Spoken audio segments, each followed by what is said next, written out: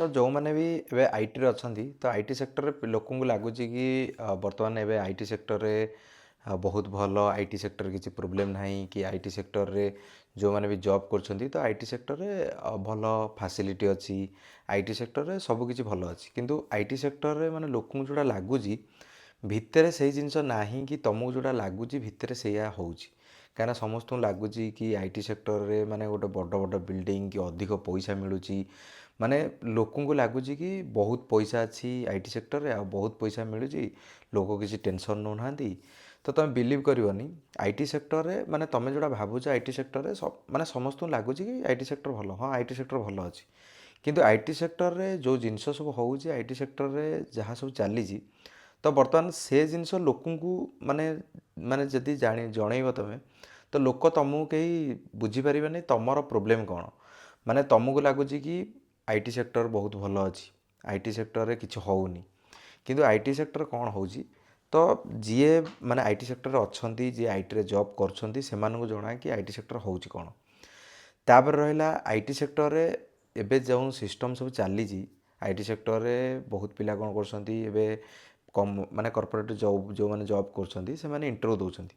Interview ଦେଲାବେଳକୁ problem କ'ଣ ହେଉଛି ନା ତୁମେ ଇଣ୍ଟରଭ୍ୟୁ ଦେଲ ଆଜି, ତୁମର କମ୍ପାନୀ ସିଲେକ୍ଟ ହେଇଗଲା, ଅଫର୍ ଲେଟର୍ ଆସିଯାଉଛି କିନ୍ତୁ ତୁମର ଜଏନିଂ ଲେଟର୍ ନାହିଁ। ମାନେ ତୁମର କେଉଁ ଦିନ ଜଏନ୍ କରିବ ତା'ର ଜଏନିଂ ଡେଟ୍ ନାହିଁ, ଜଏନିଂ ଲେଟର୍ ନାହିଁ। ଅଫର୍ ଲେଟର୍ ଆସିବାକୁ ଗୋଟେ ତୁମେ ଆଜି ଇଣ୍ଟରଭ୍ୟୁ ଦେଲ 3 ମାସ ଲାଗୁଛି ଗୋଟେ ଅଫର୍ ଲେଟର୍ ରିଲିଜ୍ କରିବା ପାଇଁ।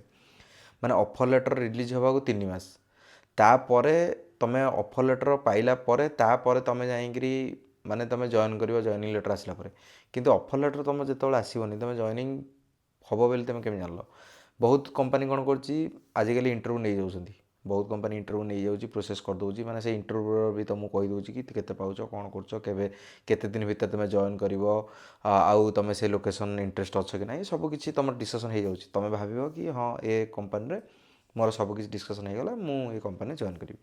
କିନ୍ତୁ ତୁମେ ଯେଉଁଟା ଭାବୁଛ ସେଇଆ କମ୍ପାନୀ ଆକ୍ଚୁଆଲି ତୁମକୁ ଜଏନିଂ ଦେଲା ବେଳକୁ ତା'ର ଗୋଟେ ବଡ଼ କଥା କି ସିଏ ତୁମକୁ ଅଫର୍ ଲେଟର୍ ରିଲିଜ୍ କରିବ, ସିଏ ତୁମକୁ ଜଏନିଂ ଲେଟର୍ ରିଲିଜ୍ କରିବ, ତାପରେ ଯାଇକିରି ସିଏ କମ୍ପାନୀ ଲୋକେସନ୍ ଦେବ, ତାପରେ ସିଏ ଜଏନିଂ କରେଇବେ, ୱେଲକମ୍ କିଟ୍, ତାପରେ ତୁମର ପ୍ରୋସେସ୍, ତୁମର ଯଦି ତୁମର ସର୍ଭିସ୍ ବେସ୍ଡ ଅଛି ତୁମର କ୍ଲାଏଣ୍ଟ ଇଣ୍ଟରଭ୍ୟୁ, ତାପରେ ତୁମେ କ୍ଲାଏଣ୍ଟ ଇଣ୍ଟରଭ୍ୟୁ ତୁମେ ସିଲେକ୍ଟ ହେଲା ପରେ ଦେନ୍ ତୁମକୁ ପ୍ରୋଜେକ୍ଟ ଆସାଇନ୍ ହେବ। ଏବେ କ'ଣ ହେଉଛି ବହୁତ କମ୍ପାନୀ କ'ଣ କରୁଛି ତା'ର ଇଣ୍ଟରଭ୍ୟୁ କରିଦେଉଛି, ପ୍ରୋସେସ୍ କରିଦେଉଛି, ତୁମକୁ ଜଏନିଂ କରିଦେଉଛି। ଜଏନିଂ କଲା ପରେ ପିଲା ଆଉ ଗୋଟେ ଜିନିଷ ଫ୍ରଷ୍ଟ୍ରେଟ୍ ବି ହେଇଯାଉଛନ୍ତି, ଯଦି ସର୍ଭିସ୍ ବେସ୍ଡରେ ତୁମେ ଜବ୍ ପାଇଗଲ, ସର୍ଭିସ୍ ବେସ୍ଡରେ ତୁମେ ଯେତେବେଳେ ଯାଇ ଯିବ, ସର୍ଭିସ୍ ବେସ୍ଡରେ କ'ଣ ହେଉଛି ନା ତୁମେ ପ୍ରୋଜେକ୍ଟ ମିଳୁନି। ପିଲା କ'ଣ କରୁଛନ୍ତି ସେଥିରେ ବି ଫ୍ରଷ୍ଟ୍ରେଟ୍ ହେଇଯାଉଛନ୍ତି କି ମାନେ ତୁମେ ଚିନ୍ତା କର ତୁମ ଷ୍ଟ୍ରଗଲ୍ ଖତମ ହେଉନି। ମାନେ ତୁମେ ଗୋଟେ ଇଣ୍ଟରଭ୍ୟୁ କ୍ରାକ୍ କରିବାକୁ ତୁମକୁ 3-4 ମାସ ଟାଇମ୍ ଲାଗିଲା, 3-4 ମାସ ପରେ ଦେନ୍ ତୁମେ କ'ଣ କରିବ, ତୁମେ ଜବ୍ ପାଇବ। 3-4 ମାସ ପରେ ତୁମେ ଗୋଟେ ବସି ତୁମେ ଫ୍ରଷ୍ଟ୍ରେଟ୍ ହେଇଯାଉ। 3-4 ମାସ ତୁମର ବ୍ୟାକଅପ୍ କିଛି ନାହିଁ, ଯାହାର ମନେକର ଇନ୍ ହ୍ୟାଣ୍ଡ ସାଲାରୀ ଆଉଛି, ସବୁ ଖର୍ଚ୍ଚ ହେଇଯାଉଛି, ଯାହାର ଯାହା କଟିଯିବା କଥା କଟିଯାଉଛି, ଦେନ୍ ସାଲାରୀ ତୁମ ପାଖରେ ନାହିଁ ଯେହେତୁ ଦେନ୍ 3-4 ମାସ ତୁମେ ବସିଲା ପରେ ତୁମେ ଫ୍ରଷ୍ଟ୍ରେଟ୍ ହେଇ ପାଇଲ। ତାପରେ ତୁମେ କ'ଣ କରିବ, ଯେତେବେଳେ ପାଇଗଲ ତାପରେ ତୁମ ମୋତେ ପ୍ରୋଜେକ୍ଟ ନାହିଁ। ତୁମେ ଚିନ୍ତା କର ଗୋଟେ ପିଲାର ମେଣ୍ଟାଲିଟି ତା'ର ହେବ କ'ଣ। ମାନେ ସର୍ଭିସେସ୍ ଜଏନ୍ କରିବ, ସର୍ଭିସେସ୍ ଜଏନ୍ କଲା ପରେ ପ୍ରଡ଼କ୍ଟ ବେସ୍ରେ ଏତେ କଲ୍ ଆସିବନି। ସର୍ଭିସେସ୍ ଜଏନ୍ କଲା ପରେ ତା ପାଖରେ ପ୍ରୋଜେକ୍ଟ ନାହିଁ, ପ୍ରୋଜେକ୍ଟ ନାହିଁ ମାନେ ସିଏ ଫ୍ରଷ୍ଟ୍ରେଟ୍। ତାପରେ ତୁମେ ଫେର୍ ଇଣ୍ଟରଭ୍ୟୁ ଦିଅ, ଫେର୍ ପ୍ରୋଜେକ୍ଟ ପାଅ, ଫେର୍ କେଉଁ ଦିନ ହେବ କିଛି ଗ୍ୟାରେଣ୍ଟି ନାହିଁ। କମ୍ପାନୀ ତୁମକୁ ତା'ର ଯେଉଁ ନୋଟିସ୍ ପିରିୟଡ଼ ଥିବ, ତୁମର ବେଞ୍ଚ ପିରିୟଡ଼ ଯେତିକି ଦିନ, ଆଜିକାଲି ତ କମ୍ପାନୀ ମ୍ୟାକ୍ସିମମ୍ ବେଶୀ ଦିନ ଦେଉନି, କେଉଁଠି 30 ଡେଜ୍, କେଉଁଠି 60 ଡେଜ୍, କେଉଁଠି 90 days, company to company vary କରୁଛି। ତାପରେ କମ୍ପାନୀ ତୁମକୁ ବାହାର କରିଦେବ, ତୁମେ ଯିବ ଆଉ ଫେର୍ ସେଇ ସାଇକଲ୍ ତୁମେ ପ୍ରୋସେସ୍ କର, ଇଣ୍ଟରଭ୍ୟୁ ଦିଅ, କ୍ଲାଏଣ୍ଟ ରାଉଣ୍ଡ ଆଟେଣ୍ଡ କର। ସର୍ଭିସ୍ ବେସ୍ଡ ପ୍ରଡ଼କ୍ଟ ବେସ୍ ହେଲେ ତ ହଁ ବେଟର୍, ସର୍ଭିସ୍ ବେସ୍ଡ ହେଲେ ଗଲା ତୁମେ ଫେର୍ ପ୍ରୋଜେକ୍ଟ ପାଇବାକୁ ଫେର୍ ତୁମକୁ ବହୁତ ଦିନ ଟାଇମ୍ ଲାଗିବ। ତାପରେ ଆଜିକାଲି ଯେଉଁ କମ୍ପାନୀମାନେ ସବୁ କରୁଛନ୍ତି, କମ୍ପାନୀମାନେ ତୁମେ ମନେକର କମ୍ପାନୀ ଜଏନ୍ କରିବ, କମ୍ପାନୀ ଜଏନ୍ କଲା ପରେ ତୁମର ପ୍ୟାକେଜ୍ ମନେକର ତୁମର ଅଛି 30 ଲକ୍ଷ କି 20 ଲକ୍ଷ କି 10 ଲକ୍ଷ ପ୍ୟାକେଜ୍। ତୁମେ ମାନେ 30 ଲକ୍ଷ ପ୍ୟାକେଜ୍ରେ ତୁମକୁ ହାତକୁ ଆସିବ ମାନେ ତୁମର ଭେରିଏବଲ୍ ପେ 7 ଲକ୍ଷ, କାହାର 6 ଲକ୍ଷ କି 5 ଲକ୍ଷ। ଭେରିଏବଲ୍ ପେ ସିଏ ଭେରି କରୁଛି ତୁମର ପରଫର୍ମାନ୍ସ। ଯଦି ତୁମେ 20 ଲକ୍ଷ ତୁମର ଇନ୍ ହ୍ୟାଣ୍ଡ ଆସୁଛି, ତୁମର 20 ଲକ୍ଷ ଯେତିକି ସାଲାରୀ ହେଲା ଡିଭାଇଡ଼େଡ଼ ବାଇ 12 ସେତିକି ହେଲା ପରେ ତୁମର ପଇସା ଆସିଲା। ତାପରେ ସେମାନେ କ'ଣ କରୁଛନ୍ତି, ଭେରିଏବଲ୍ ପେ ଯେଉଁ ରଖୁଛନ୍ତି, ତୁମର ଫିକ୍ସଡ ଯେତିକି ହେଲା ଆମାଉଣ୍ଟ ସେତିକି ତୁମର ହାତକୁ ଆସିଲା। ଭେରିଏବଲ୍ ପେ କ'ଣ କରୁଛନ୍ତି, ଭେରିଏବଲ୍ ପେ କମ୍ପାନୀ ହିସାବରେ, କମ୍ପାନୀ ଯଦି ତୁମ କମ୍ପାନୀ ଡାଉନ୍ ଅଛି ମାନେ ଭେରିଏବଲ୍ ପେର ଗୋଟେ ବାହାନା କି ଆମର ଭେରିଏବଲ୍ ପେ କମ୍ପାନୀ ତୁମର ପରଫର୍ମାନ୍ସ ଇସ୍ୟୁ ଅଛି, କମ୍ପାନୀ ଏକ୍ସପେକ୍ଟେଡ଼ ଯେଉଁଟା ଚାହୁଁଥିଲା ତୁମ ସେଇଟା ଦେଇନ, ତୁମେ ସେଇଟା କରିନ। ତାପରେ ତୁମର ଭେରିଏବଲ୍ ପେ କଟିବ। ତା ମାନେ ତୁମେ ବିଲିଭ୍ କରିବ ନା, ମୋର ଗୋଟେ ସାଙ୍ଗର ଭେରିଏବଲ୍ ପେ 4 ଲାଖ୍ ଥିଲା। 4 ଲକ୍ଷ ଭେରିଏବଲ୍ ପେରେ ସିଏ 1.5 ବର୍ଷ ଆମ କମ୍ପାନୀରେ କାମ କରିଛି। ତାକୁ ଯେତେବେଳେ 1 to 1 କରାଗଲା, ତାକୁ କୁହାଗଲା କି ଭେରିଏବଲ୍ ପେ ତୁମକୁ ମିଳିବନି, ଭେରିଏବଲ୍ ପେ ତୁମକୁ କିଛି ଦିଆହେବନି, ଆଉ ସମସ୍ତଙ୍କୁ 2 ରେଟିଂ ଦିଆଯାଇଛି, ଯାହାର 2 ରେଟିଂ ତାକୁ ଭେରିଏବଲ୍ ପେ କିଛି ମିଳିବନି। ତ ବିଲିଭ୍ କରିବନି, ଯେତେବେଳେ ତାକୁ ଏଇ କଥା ଗୋଟେ କମ୍ପାନୀ କହିଲା, ମାନେ ସେ ପିଲା ମାଇଣ୍ଡ ସେଟ୍ କରିଛି କି 3-4 ଲକ୍ଷ ମୋତେ ପଇସା ମିଳିବ, ଭେରିଏବଲ୍ ପେ କିଛି ମିଳୁନି, ମାନେ ସେ ପିଲାର ମେଣ୍ଟାଲିଟି କ'ଣ ହେବ। ତାପରେ ତାକୁ ଇଞ୍ଜିନିୟରିଂ ମ୍ୟାନେଜର୍ ଆମର କହୁଛନ୍ତି କି ଆମକୁ କିଛି ଫ୍ୟୁଚର୍ ଦେଖାଯାଉନାହିଁ, ତୁମେ ଏ କମ୍ପାନୀରେ ଆମର କିଛି ଫ୍ୟୁଚର୍ ତୁମ ଆମେ ଦେଖୁନୁ। ସେ ପିଲା ସେଇ ରୁମ୍ରୁ ବାହାରିଲା, ତାପରେ ପେପର୍ ପକାଇଲା, ସାଙ୍ଗେ ସାଙ୍ଗେ ବାହାରିଲା। ମାନେ ଚିନ୍ତା କର, ତୁମେ ଗୋଟେ ଏଇଭଳିଆ ଯଦି ଆଇ ଟି ସେକ୍ଟରରେ ଷ୍ଟ୍ରଗଲ୍ ଚାଲିବ, ବର୍ତ୍ତମାନ ଆଇ ଟି ସେକ୍ଟରରେ ବହୁତ ପ୍ରକାର ଷ୍ଟ୍ରଗଲ୍ ଅଛି। ଏବେ ତୁମେ ଜାଣିଥିବ ଫ୍ରେସର୍ ଯେଉଁମାନେ ବି କଲେଜରୁ ପାସ୍ ଆଉଟ୍ ହେଉଛନ୍ତି, ଆମ ଇଞ୍ଜିନିୟରିଂ କଲେଜ ଓଡ଼ିଶାରେ ବହୁତ। ଓଡ଼ିଶାରେ ଇଞ୍ଜିନିୟରିଂ କଲେଜ କେତେ ମାତ୍ରାରେ କଲେଜ, ମାନେ ଗଦା ଗଦା ଛୁଆ ଆମର ଓଡ଼ିଶାରୁ ପାସ୍ ଆଉଟ୍ ହେଉଛନ୍ତି। କେତେ ପିଲା ଜବ୍ ପାଉଛନ୍ତି। ଭୁବନେଶ୍ୱର ସମସ୍ତଙ୍କର ଷ୍ଟକ୍ ହେଇଯାଉଛନ୍ତି, କ'ଣ ଆମେ ନା ଭୁବନେଶ୍ୱର ଜବ୍ କରିବୁ। ନା ତୁମେ ହାଇଦ୍ରାବାଦ ଆଉଛ, ନା ବାଙ୍ଗାଲୋର ଆଉଛ, ନା ତୁମେ ଚେନ୍ନାଇ ଆଉଛ, ଦିଲ୍ଲୀ ଆଉଛ, ମୁମ୍ବାଇ ଆଉଛ। ଯଦି ବି ତୁମେ ଲୋକେସନ୍ରେ ଆସିବ, ହଁ ତୁମର ଚାନ୍ସ କିଛି ଅଛି, ତୁମେ ଇଣ୍ଟରଭ୍ୟୁ ଦେଇକିରି କିଛି ପାଇବ। କିନ୍ତୁ ମ୍ୟାକ୍ସିମମ୍ ପିଲାଙ୍କର ମାଇଣ୍ଡସେଟ୍ କ'ଣ, ଆମର ପୁଅ ଏତେ ଦୂର କାହିଁ ଯିବ, ମୋର ଗୋଟେ ବୋଲି ପୁଅ, ମୁଁ ଏତେ ଦୂର ଛାଡ଼ିବି କାହିଁ ପୁଅକୁ। ତ ଲୋକଙ୍କର ମାଇଣ୍ଡସେଟ୍ ବି ଡିଫରେଣ୍ଟ। ଓଡ଼ିଶାରେ ଆମର ଲୋକଙ୍କର କାହାର ଯଦି ଗୋଟେ ପୁଅ ଅଛି, ସେ ଭାବିବେ କି ନାଇଁ ଆମର ପୁଅକୁ ଆମେ ଛାଡ଼ିବୁ କାହିଁ, ଦେନ୍ ଆମେ ଘର ପାଖରେ ରଖିବୁ, ଆମର ଘର ପାଖରେ ପୁଅ ରହିବ, ଘର ପାଖରେ ଜବ୍ କରିବ। ଭାଇ ଘର ପାଖରେ ରହିବ ଠିକ୍ ଅଛି, ଯଦି ଘର ପାଖରେ ଜବ୍ ନାହିଁ, ଦେନ୍ ତୁମେ ସେଠି ଯେତେ ବାଡ଼େଇ କଚାଡ଼ି ହେଲେ ତୁମକୁ ଯଦି ଜବ୍ ସେ ଜାଗାରେ ମାନେ ଲୋକେସନ୍ରେ ଜବ୍ ନାହିଁ, ତ ତୁମକୁ ମିଳିବ କେଉଁଠି। ଏବେ ବହୁତ ମୋ ସାଙ୍ଗମାନେ ବି ଯାଉଛନ୍ତି ଭୁବନେଶ୍ୱର ଯାଉଛନ୍ତି, ପ୍ରୋଜେକ୍ଟ ନାହିଁ, ସେମାନେ ରିଟର୍ନ ଫେର୍ ଆସୁଛନ୍ତି ବାଙ୍ଗାଲୋର, ହାଇଦ୍ରାବାଦ। ତ ସେମିତି ନୁହଁ ଯେ ତୁମକୁ ପର୍ଟିକୁଲାର ଭୁବନେଶ୍ୱର ମିଳିବ। ପିଲାଙ୍କୁ ଦେଖ, ଆଜି ନହେଲେ ତୁମକୁ କାଲି ମିଳିବ, ଟାଇମ୍ ଟିକେ ଲାଗିବ। ହଁ ତୁମକୁ ଆଇ ଟି ସେକ୍ଟର ଟିକେ ଡିଫିକଲ୍ଟ ଅଛି, ଜବ୍ ମିଳିବ ଟାଇମ୍ ଲାଗିବ, ଠିକ୍ ଅଛି। କିନ୍ତୁ ତୁମେ ତୁମର ଏଫର୍ଟ କାହିଁ ନ ମାରିବ। ତୁମେ ପାଠ ପଢ଼ିଛ, ତୁମେ ବାହାରକୁ ଯାଅ, ଏକ୍ସପ୍ଲୋର କର, ଏଫର୍ଟ ମାର। ଆଜି ହେଇନି କାଲି ହେବ। କିନ୍ତୁ ପିଲା ଏଫର୍ଟ ମାରିବା ଛାଡ଼ି ଦେଉଛନ୍ତି, କମ୍ଫର୍ଟ ଜୋନ୍ ପଳେଇ ଆସୁଛନ୍ତି, ଭୁବନେଶ୍ୱର ରହୁଛନ୍ତି। ଓଡ଼ିଶାରେ ରହିକିରି ଆମେ ଓଡ଼ିଶାରେ ହିଁ ସବୁ କରିବୁ, ଓଡ଼ିଶାରେ ଜବ୍ ସର୍ଚ୍ଚ କରିବୁ। ତୁମେ ପାଠଶାଠ ପଢ଼ିଛ, ତୁମେ ଏକ୍ସପ୍ଲୋର କରୁଛ ମାର୍କେଟ, ମାନେ ଓଡ଼ିଶାରେ ତ ଜବ୍, ପ୍ରାଇଭେଟ୍ ଜବ୍ ହେଉ, ଗଭର୍ଣ୍ଣମେଣ୍ଟ ଜବ୍ ତୁମେ ଗୋଟେ ପାଇବାକୁ କେତେ ଟେନସନ୍, କେତେ ମାନେ 5-7 ବର୍ଷ ହେଲାଣି ପିଲା ସବୁ ଏବେ ବସିକିରି ପିଲା ଏବେ ଟ୍ରାଏ କରୁଛନ୍ତି, ଆମେ ଜବ୍ ପାଇବୁ। ଆମେ ମାନେ 5-7 ବର୍ଷ ହେଲା ପିଲା ଲାଗିଛନ୍ତି କି ଜବ୍ ମିଳିବ, ଜବ୍ ଆମକୁ ସେଇ ଜବ୍, ମାନେ ତୁମେ ପିଲାଙ୍କର ବି ଗୋଟେ ମାନେ ତାଙ୍କର ମୋଟିଭେସନ୍ ବି ଖତମ ହେଇଯାଉଛି। ମାନେ ଏଭଳି ସେ ମାନେ ଟ୍ରାଏ କରୁଛନ୍ତି, ଷ୍ଟ୍ରଗଲ୍ ସରୁନି। ପ୍ରାଇଭେଟ୍ ଜବ୍ ଏବେ କ'ଣ ହେଇଗଲାଣି, ପ୍ରାଇଭେଟ୍ ଜବ୍ର ସବୁ ପ୍ରୋଫାଇଲ୍ର ପିଲା ଆସୁଛନ୍ତି, ସିଭିଲ୍, ମେକାନିକାଲ, ଇଲେକ୍ଟ୍ରିକାଲ, ତୁମର କମ୍ପ୍ୟୁଟର ସାଇନ୍ସ ପିଲା ତ ଅଛନ୍ତି। ତ ଅଲଗା ଅଲଗା ସେକ୍ଟର, ଆର୍ଟ୍ସ, କମର୍ସ, ସାଇନ୍ସ ଯେଉଁ ପିଲା ପାଇଲେ ସେ ପିଲା ଆସିଲେ। ଏବେ ବର୍ତ୍ତମାନ ଏମାନେ ଇଣ୍ଟରଭ୍ୟୁରେ କ'ଣ କରୁଛନ୍ତି, ଇଣ୍ଟରଭ୍ୟୁ ବହୁତ ଟଫ୍ ହେଇଗଲାଣି। ଇଣ୍ଟରଭ୍ୟୁ କ'ଣ କରୁଛନ୍ତି, ଏବେ କିଛି ପିଲା ଏଆଇ ଦେଖିକି କହୁଛନ୍ତି, ଇଣ୍ଟରଭ୍ୟୁରୁ ବି ଏଆଇ ଦେଖିକି ନେଉଛି। ସେମାନଙ୍କୁ ଯଦି ଲାଗିଲା ତୁମେ ଠିକ୍ ଅଛ, ଦେନ୍ ସେ ସିଲେକ୍ଟ ଦିଅ, ଚାଲ ସିଲେକ୍ଟ, ତୁମେ ଆସ ନେକ୍ସଟ ରାଉଣ୍ଡ, ମ୍ୟାନେଜର ରାଉଣ୍ଡ, ଆସ କମ୍ପାନୀ। ଯଦି ତାଙ୍କୁ ଲାଗିଲା କି ତୁମେ ସେଇଭଳିଆ ତାଙ୍କୁ ଆନ୍ସର ଦେଉନ, ତୁମେ ଦେଖିକିରି କିଛି କହୁଛ, କେଉଁଠି ତୁମେ ଆଖି ଏପଟ ସେପଟ କରୁଛ, କେଉଁଠି ତୁମେ ତଳକୁ ଅନଉଛ, ଉପରକୁ ଅନଉଛ, କାହାକୁ ତୁମେ ଆନ୍ସର ଦେଖୁଛ, ଦେନ୍ ସେ ତାକୁ ରିଜେକ୍ଟ। ତ ବର୍ତ୍ତମାନ ଏଇଭଳିଆ ଯଦି ବର୍ତ୍ତମାନ ଆଇ ଟି ସେକ୍ଟର ଚାଲିବ, ଗୋଟେ ପିଲା କେତେ ଦିନ ଟ୍ରାଏ କରିବ। ପିଲା ମାନେ ଆଜି ଇଣ୍ଟରଭ୍ୟୁ ଦେଲା, 4 ମାସ ପରେ ତାକୁ ଅଫର୍ ଲେଟର୍ ଆଉଛି। 4 ମାସ ପରେ ଅଫର୍ ଲେଟର୍ ଆସିଲା ବେଳକୁ ପିଲାର ପେସେନ୍ସ ଲେଭେଲ୍ ଖତମ। ପିଲା ସେଠି ମାଇଣ୍ଡସେଟ୍ କରୁଛି ଆଉ ହେବନି, ଦେନ୍ ଆମେ ଅଲଗା ସେକ୍ଟର ଯାଇ ଟ୍ରାଏ କରିବା, କି ଅଲଗା ଜବ୍ ଦେଖିବା, କି ଘର ଗାଁରେ ଯାଇ ବିଜନେସ୍ କରିବା, କି କ'ଣ କରିବା। ତ ପିଲାଙ୍କର ମୋଟିଭେସନ୍ ଖତମ ହେଇଗଲା। ଯେଉଁମାନେ ବି ଫ୍ରେସର୍ ଆସୁଛନ୍ତି ସେମାନେ ବି ଟ୍ରାଏ କରୁଛନ୍ତି। କ୍ୟାମ୍ପସ୍ରୁ ଏମାନେ କ'ଣ କରୁଛନ୍ତି, ମାନେ ଆଇଆଇଟି ପିଲାଙ୍କୁ ସେମାନେ ଉଠେଇ ଦେଉଛନ୍ତି। ମାନେ ଭଲ ଏବେ କ'ଣ କରୁଛନ୍ତି, ନର୍ମାଲ୍ କମ୍ପାନୀ ବି ଆଇଆଇଟି ଷ୍ଟୁଡେଣ୍ଟ ସେମାନେ ଉଠାଉଛନ୍ତି। ଆଇଆଇଟି ପିଲା ତ ତୁମେ ତ ଜାଣିଛ, ସିଏ କ'ଣ ନାହିଁ କ'ଣ ପଢ଼ିକି ସେଠୁ ଆଇଥିବେ, ସିଏ ଗୋଟେ କମ୍ପାନୀ କ୍ରିଏଟ୍ କରିଦେଲା ଭଳିଆ ତାଙ୍କର କାପାବିଲିଟି। ତାଙ୍କୁ ସବୁ ନେଇଯାଉଛି 15 ଲକ୍ଷ 20 ଲକ୍ଷ ଷ୍ଟାର୍ଟିଂରୁ। ଆମେ ଯେଉଁମାନେ ସବୁ କାମ କରୁଛୁ 6-7 ବର୍ଷ ହେଲାଣି କାମ କରୁଛୁ, ଆମକୁ ମିଳୁଛି ଏବେ 10 ଲକ୍ଷ 12 ଲକ୍ଷ। ତାଙ୍କର ପ୍ୟାକେଜ୍ ହେଲାଣି ଷ୍ଟାର୍ଟିଂ ଫ୍ରେସରରୁ ଇଣ୍ଟର୍ନ ହାୟର କରିକି ତାଙ୍କୁ ଦେଉଛି 15-20 ଲକ୍ଷ। ମାନେ ତୁମେ ଚିନ୍ତା କର, ଏବେ ବର୍ତ୍ତମାନ ଆଇ ଟି ସେକ୍ଟରରେ ଯଦି ଏଇଭଳିଆ ଚାଲିବ, ପିଲା ଅଲରେଡ଼ି ଫ୍ରଷ୍ଟ୍ରେଟ୍ ହେଇଯାଉଛନ୍ତି।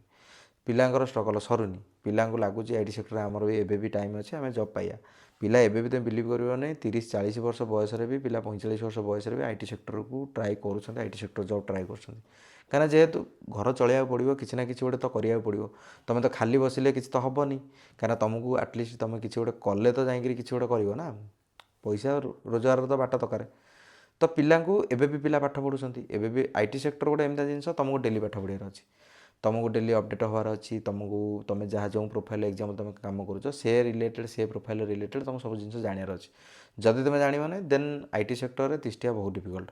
आईटी सेक्टर एबे तो एआई हाइप आसला एआई टूल जान एआई इंटीग्रेट कर एबे तो बहुत जिन तुम बिलीव कर ना मु तो 6-7 मास भलसे पढ़ी नी तो मुझे बिजी रही मोर भी टाइम होना एबे इंटरव्यू इंटरव्यू दूसरी बहुत जिन पढ़ा पड़ी इंटरव्यू लेवल तुम बिलीव कर ना मोर जो 6-7 वर्ष एक्सपीरियंस हो गला तो एबे बर्तमान इंटरव्यू लेवल बहुत टॉप जाऊँगी से मैंने लीड पोजिशन मत हायर कर लीड पोजिशन माने से तुम बिलीव कर ना ए टू जेड सब जिन पचार माने सब प्रकार जिनस जहाँ भी आम वर्क रिलेटेड जहाँ अच्छी रियल टाइम सिनेरियो तापर आमर जो लैंग्वेज आम यूज कर जावा पाइथन जहाँ भी तुम यूज कर जिनस तापर तुम ऑटोमेशन रे काम करी automation manual real time scenario API play right बहुत प्रकार जिनस सब अच्छी से सब जिन पचारि मुंडटा पूरा खराब कर दूँगी तापर जॉब है भी से ऑफर लेटर पर्यंत रिलीज करना तो बहुत प्रकार फैक्टर बर्तमान आईटी सेक्टर अच्छी आईटी सेक्टर रे पिला एबे भी पिला स्ट्रगल कर आईटी सेक्टर सर्वाइव करने स्ट्रगल कर माने मनकर तुम कंपनी छाड़िले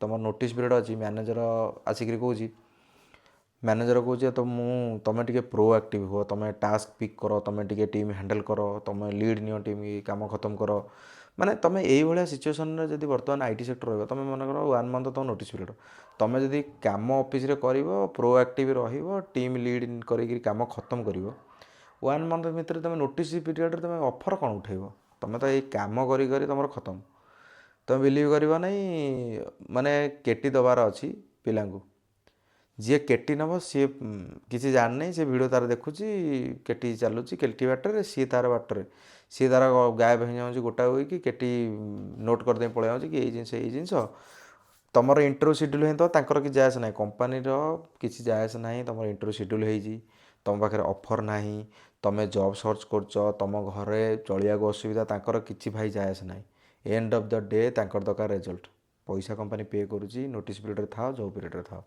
कंपानी काम जदि नहला भाई कंपानी तुम पछरे पड़ इंजीनियरिंग मैनेजर हो डायरेक्टर हो लीड हो जी भी हो से तुम पछरे पड़ कि भाई ये जिन कहीं होनी तोते क्लारीफाई दो आजिकल ब्लेम गेम तुम बिलीव कर ना कंपानी रे ब्लेम गेम 5 मिनट की थरे तुम ऑफिस रू लैपटॉप बंद कर आसी घरे पहुँचला बेलू रात शुणला बेलू फेर गोटे कौन ब्लेम हो सकाल गला बेलू तुम से ब्लेम को रिजल्व कला बेलू गला दिन सफा माने एबे किसी भी गोटे तुम ना इश्यू माने तुम गोटे किसी करच लोक एबे कौन कर केवल माने फाइंड आउट कर गोटे लोकर प्रोब्लेम कौट बाहर माने लोक कौट गोटे जिनस भूल करी से जिनस तुमको फाइंड आउट करी तुम पॉइंट आउट करी तुमको माने तुम ब्लेम करी तुमको एमती इरिटेट करेंगे तुमको लगे कि भाई पैसा बहुत होगा मु जहाँ पाईगली एबे बर्तमान जाइए मत आउ कि अलग सेक्टर में जॉब करार अच्छी अलग किसी करार अच्छी ये आईटी फाइटी बहुत होगा आईटी मत छाड़ार अच्छी माने तुम यही जिनस जो हैंडल कर तो मेंटाली तुम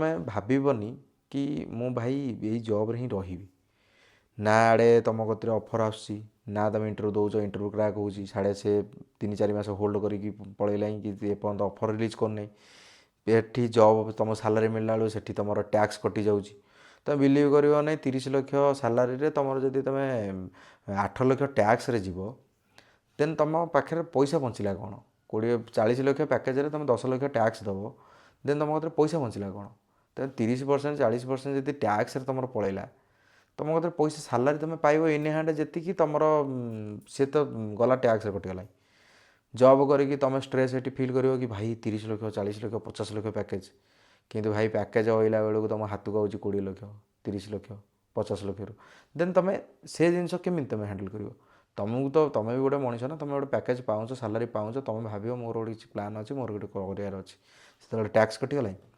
ये कौटे भेरिएबल पे 7-8 लाख भेरिएबल पे पलैला गोटे गोटे कंपानी कौन स्टक दे तुम यदि 1 ईयर पूर्व छाड़देव सी तो भेस्टिंग हम ना तर स्टक आसला बेलू माने भेस्टिंग है बेलू सी तुम पलि थो 2 वर्ष 5 वर्ष तुम गोटाए वर्ष पूर्व कंपानी छाड़ी गोटाए वर्ष भी छाड़े भी तुमको मिलनी तो बहुत प्रकार जिनस बर्तमान आईटी सेक्टर चलती तो पिला ये सब स्ट्रगल फेस कर पिला ये स्ट्रगल करुँच प्रोब्लेम फेस कर ପିଲା ବର୍ତ୍ତମାନ ମାନେ ଆଇ ଟି ସେକ୍ଟରରେ ପିଲା ରହୁଛନ୍ତି ମାନେ ତୁମେ ବିଲିଭ୍ କରିବନି, ତୁମେ ଗୋଟେ ଗୋଟେ ପିଲା ଏମିତି ଫ୍ରଷ୍ଟ୍ରେଟ୍ ହେଇଯାଉଛନ୍ତି ଅଫିସରୁ 10 to 7 ୱାର୍କ କଲା ପରେ ବି ରାତି 12ଟା ଗୋଟାଏ ଯାଏ ଡେଲିଭର କରିବାର ଅଛି, ତାଙ୍କୁ ଆଜି ଟାସ୍କ ଦେବାର ଅଛି, ପିଲା ଆସିକି ଘରେ ବସିକିରି ବି କୋଡ଼ିଂ କରୁଛନ୍ତି।